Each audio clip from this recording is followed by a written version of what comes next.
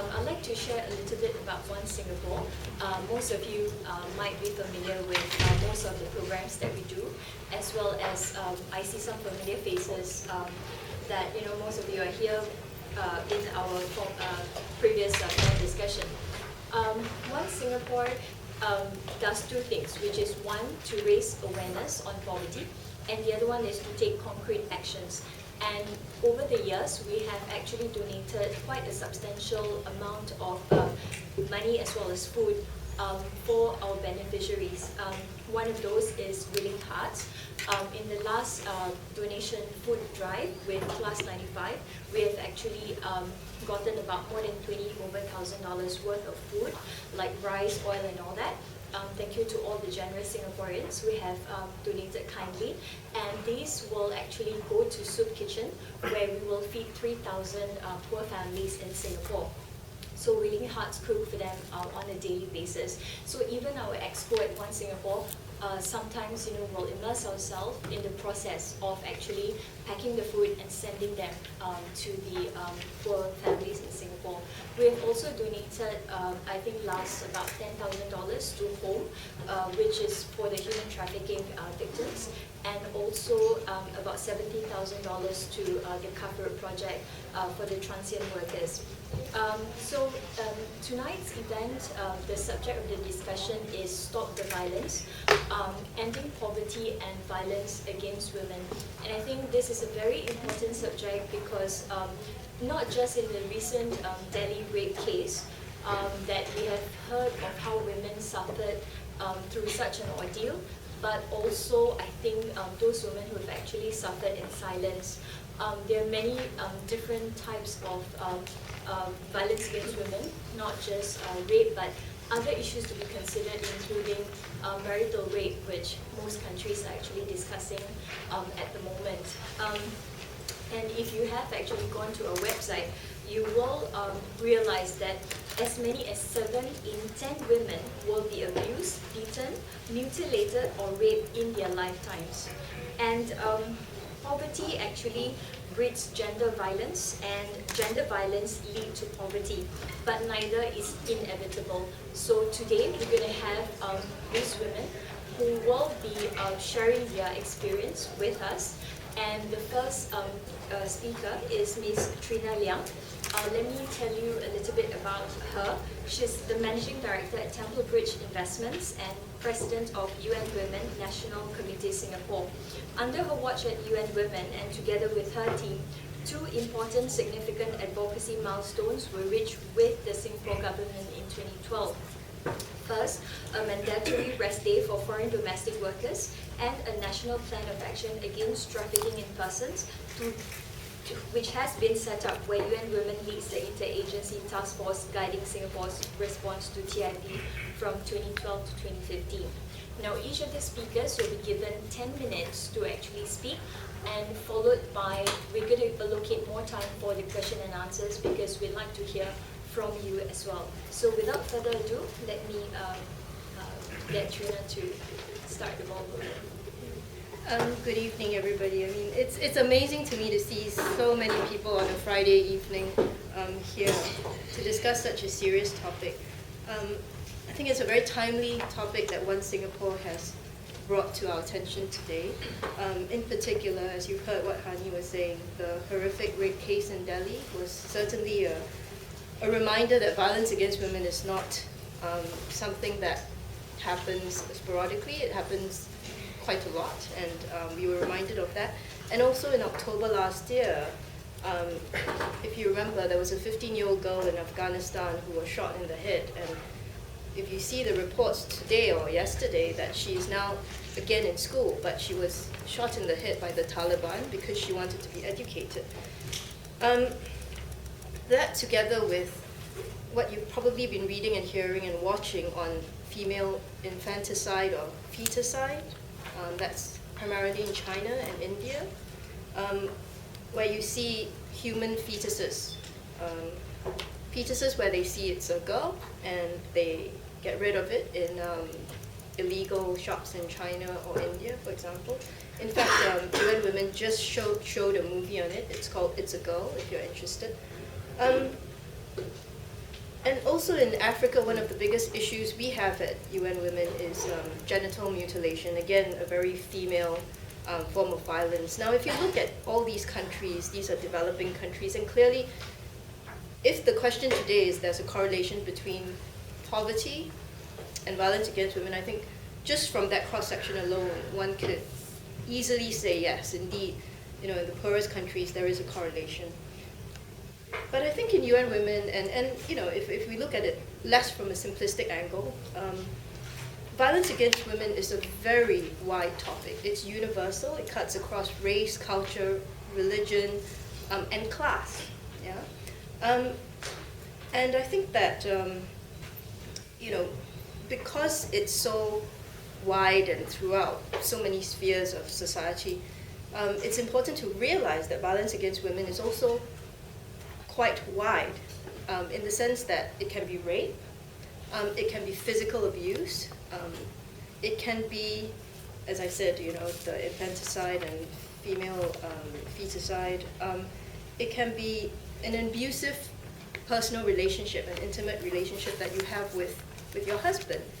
And I think certainly, when it comes to money, it is a stress when families do not have as much, that it adds another dimension where violence will take place. In Singapore, I want to just add that at UN Women, when we look at violence against women, in Singapore, we're primarily looking at sex trafficking. A lot of what we do, we work with home as well. And we have written reports. We lead the sex trafficking in persons report. And this is what I think we in Singapore are doing. Around UN Women globally, we are involved in violence against women where there's rape, abuse, and frankly, the whole gamut of violence. Now, in the UN, empirically, when we define violence against women, it is very wide, like I said.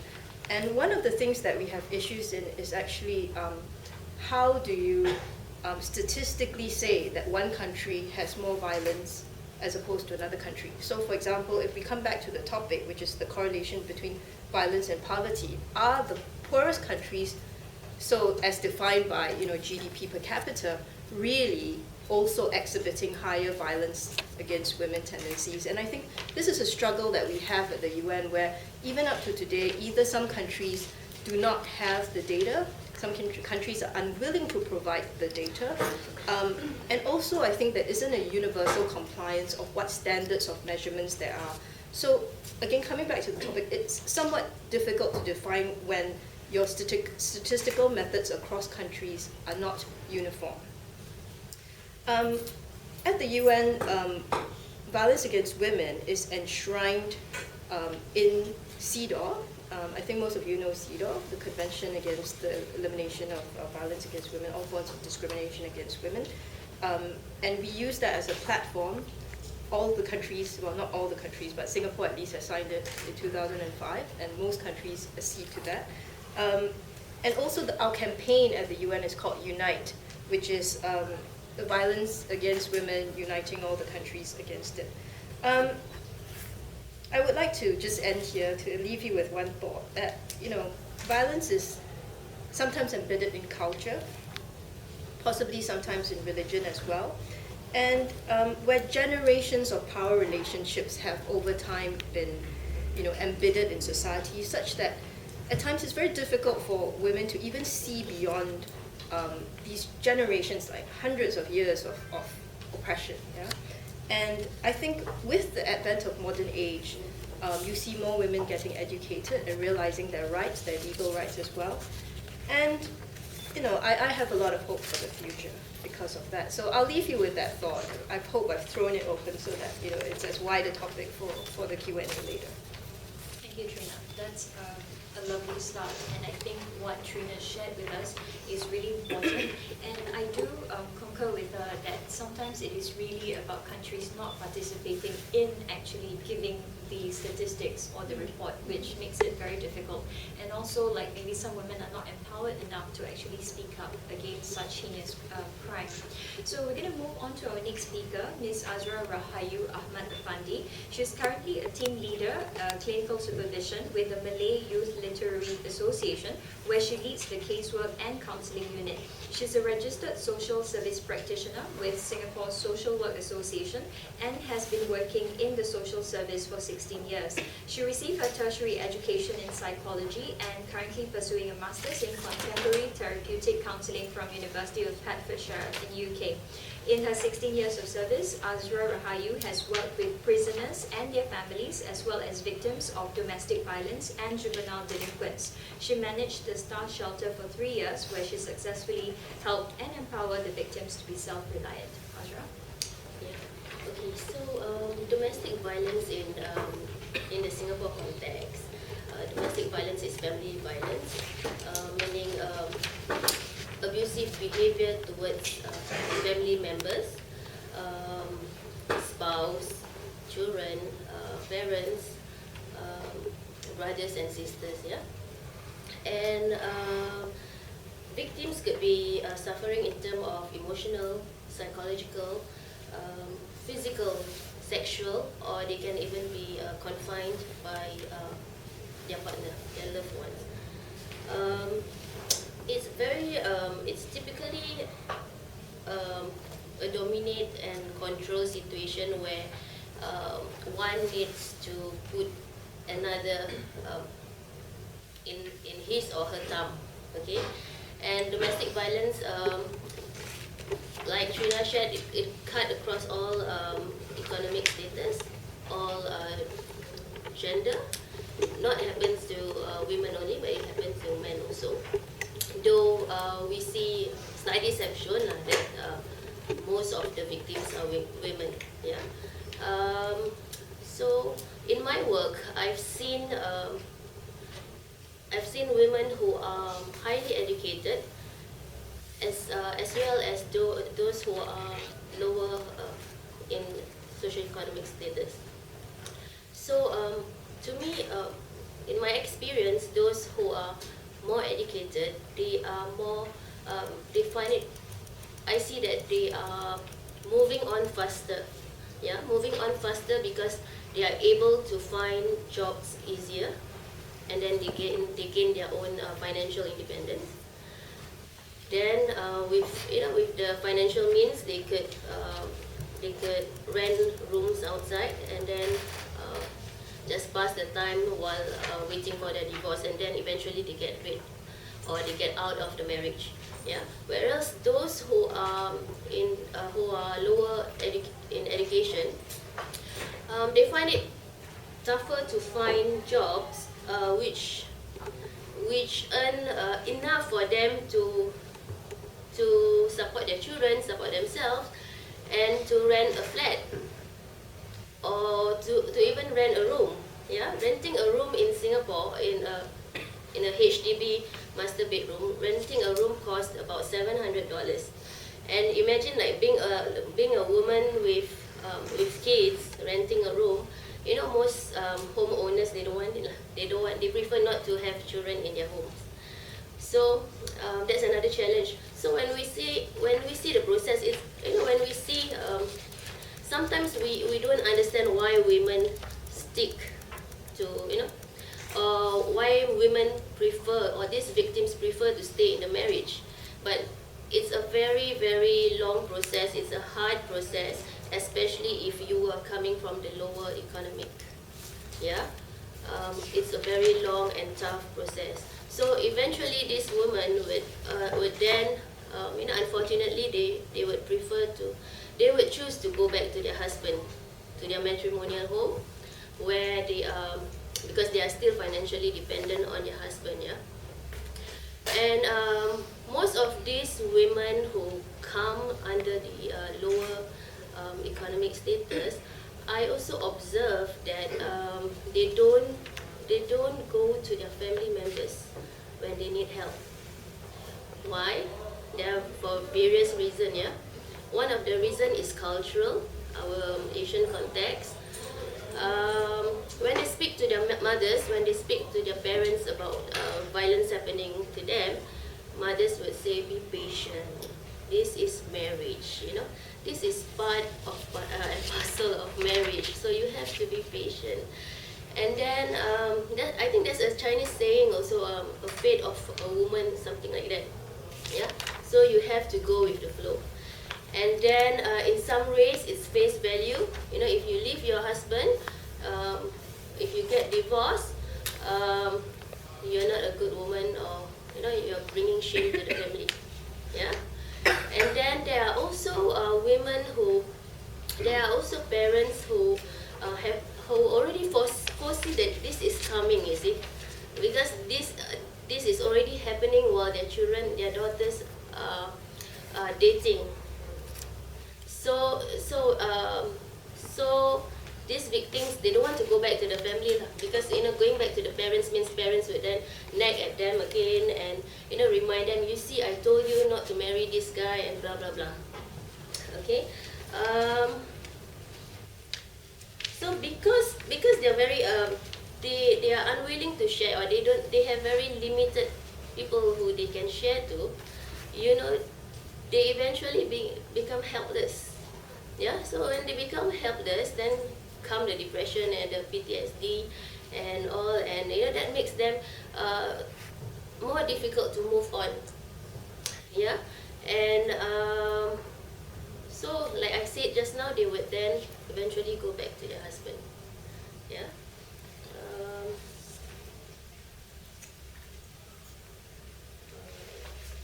Okay, I think I will share during the question and answers. Thank you, Azra. Yeah, I think what Azra said, you know, brings me to this point of if the woman is not actually earning, you know, it's not working, and maybe she has like 2-3 kids to take care of, and you know, maybe to hire a domestic helper could be too expensive. She just have to, like, you know, subject herself to like being abused, not just physically, but sometimes it could be emotional abuse that could actually cause traumas as well. Okay, we're going to move on to our final speaker. Marina Mahathir is a writer, women's rights and HIV/AIDS activist, and TV producer. She served as president of the Malaysian AIDS Council for 12 years, and currently she's a member of the Board of Sisters in Islam, which advocates for justice and equality for Muslim women. Marina also writes in a fortnightly column on social issues in a local English language daily as well as online, and writes and speaks regularly on women's issues. She's also an avid blogger, Twitterer, and Facebooker, so you can choose to follow her. Okay, and she has authored 2 compilations of her newspaper columns in liberal doses and Telling It Straight, as well as 50 Days of Rantings by MM. In 2010, Marina was named the UN Person of the Year by the United Nations in Malaysia. Thank you, Anu. Do excuse me, I have a kind of a cold, so my voice is not coming out so much, but I'll try. First of all, let me thank Hani and One Singapore for inviting me here to speak at this session. Actually, when I first saw One Singapore, I was a bit concerned whether it was related to One Malaysia. One Malaysia, if you follow Malaysian politics, is kind of the government slogan, which supposedly is supposed to unite us all, but it doesn't quite work. So, but I'm glad it's not.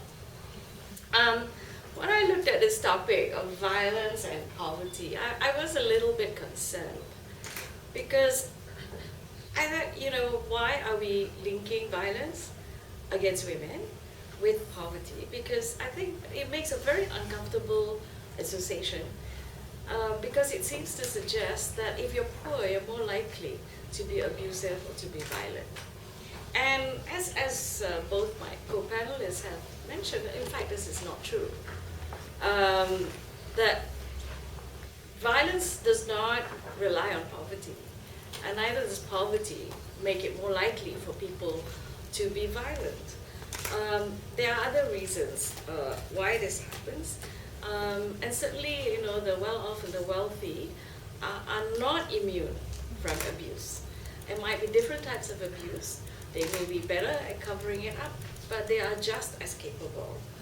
And as Azra said, domestic violence covers not just the wife, but also children, parents, siblings, and also domestic workers. And we certainly have a lot of abuse of domestic workers in Malaysia, and certainly it's not poor people who are employing domestic workers.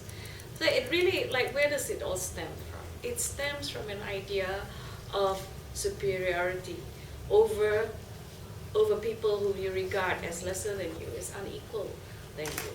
It comes from gender inequality for the most part. So this is one way of showing dominance. And to my mind, really, the level of equality in any country, between men and women particularly, needs to be measured by the level of violence against women particularly.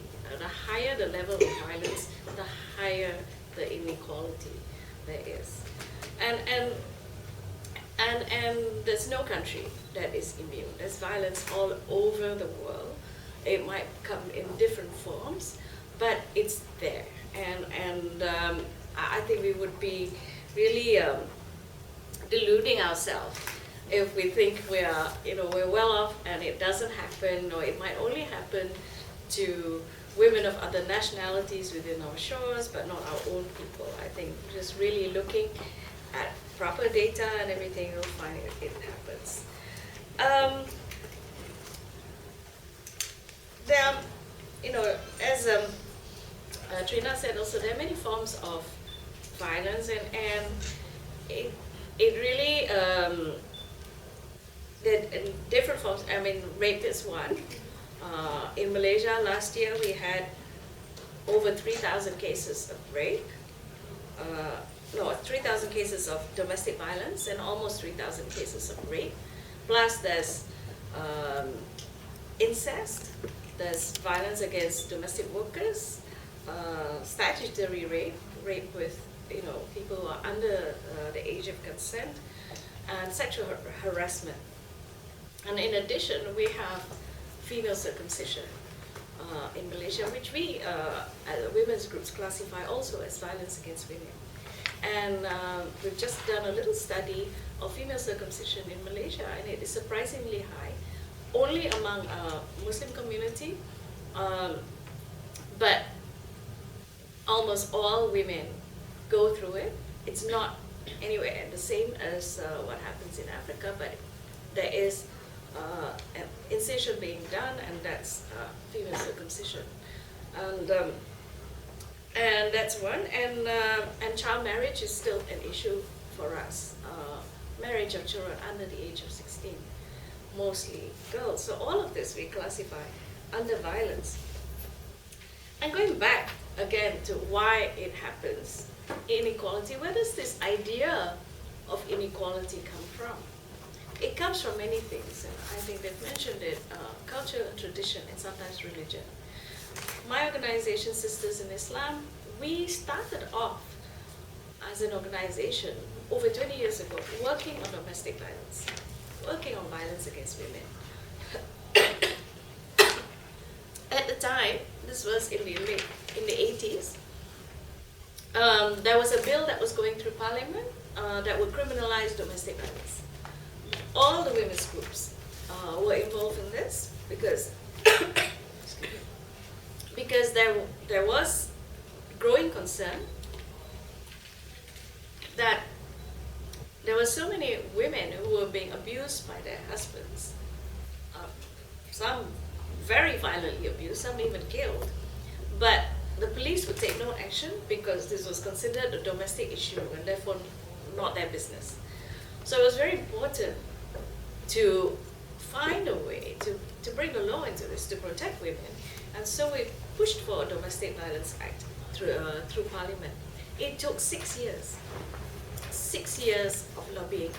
Why? Because there was so many people, particularly men, the male MPs, were objecting to it. And one of the reasons they were objecting to it, particularly from the Muslim MPs, was that apparently it's there in the Quran that a man can beat his wife. It's in 434, if anybody wants to look up. And this was very disturbing, of course, for a lot of women. You know what? There is, divine sanction for this. It cannot be. So Sisters in Islam started because we had to ask the question, if God is just, how can he allow such injustice to happen? He created men and women, why should he favor one over the other? And so that's how we went back to the text, the holy text, to see whether this was true. And yes, it is there, but the interpretations of the text varied widely, and if we looked at the whole paragraph, or the whole verse, it wasn't about divorcing, it wasn't about beating women, it was really about how to settle disputes. And in fact had many levels of how to do it, from negotiation and talking, and this was very last resort, very last resort. Even then there are interpretations that say that the word used there, which is often interpreted as beat, in fact didn't mean that. It meant to leave. I mean, so you're totally fed up, you just go away. And so many other interpretations. So we use that knowledge, the fact that there are so many interpretations, why do you pick the worst one to use in our lobbying? And a lot of it, we did memoranda after memoranda, all sorts of papers on this, bringing a lot of experts, and we finally got, in 1994, we got the law passed through Parliament. Even then, it was not gazetted for another 2 years, because there were still people objecting to it. Outside of Parliament, you'd think Parliament is the highest lawmaking body, and that would be it, but no. There were still people objecting. It took another 2 years for it to be passed. So, these are the types of justifications for inequalities, for injustices that people use really to really, concretize, in many ways, the male domination in our societies. And it still exists today. Just last week, last 2 weeks, the negotiations at the Commission on the Status of Women in New York, which was a document about sexual and reproductive health, violent opposition from a lot of conservative countries, an unholy coalition, Muslim countries, Catholic countries, the Vatican, objecting to language about violence against women, objecting to language about sexual and reproductive health. The Muslim Brotherhood in Egypt brought out a statement saying we should reject CEDAW altogether. We should reject this document altogether. I mean, this is very alarming for many women. Luckily, a lot of lobbying and a lot of sensible women were there in New York. The final document is not bad. And it's not bad. What is significant is that the head of the Egyptian delegation defied her bosses, the Muslim Brotherhood, defied them to pass the language, which basically says you cannot use culture, tradition, religion, whatever, as excuse for injustice against women, especially about violence against women. You cannot use that. And so this was quite a victory and a real relief to many of us, because if they allowed that, then we would be back in square one. So I think we have to look at the roots of this violence and do a lot of work, to really understand what underlays this. and then push for our advocacy based on that. Because, like I said, it doesn't matter if there is this idea that men are justified in doing this. It wouldn't matter whether they were poor or rich or whatever. I mean, in all our studies, we found there's so many different excuses they give. The poorer ones might give, oh, pressure, economic pressure, whatever. The richer ones have other reasons. They want to marry another one, for instance, and the first wife won't allow. B. There are all sorts of reasons. So the fact that they think that that's a way to solve an issue is what we need to get at. And I think I'll stop there. Thank you, Marina. It's so fascinating to hear Marina speaks because we get to actually also learn a little bit about the issues in Malaysia. And I think what she said is so true because what I think in one of the verse in the Quran, in this verse called the walls, it actually says that God created different gender and tribes because He wants us to get to know one another, and the best amongst us are the righteous. He didn't say the best amongst us are the male or this particular religion or this particular race. But I think some of these ulamas or religious leaders tend to take some of the verses out of context, and the problem is when there is no proper research and scrutiny, right, from others, it becomes like just a norm. Like they attend some of these mosques, and the example I just heard this Malaysian ustaz, it was done on a radio station, and it actually says that if the man comes home and he's like tired, the role of the wife is actually to open up her skirt, and if the man wants sex, she should get it, and to hold the kid. Tired.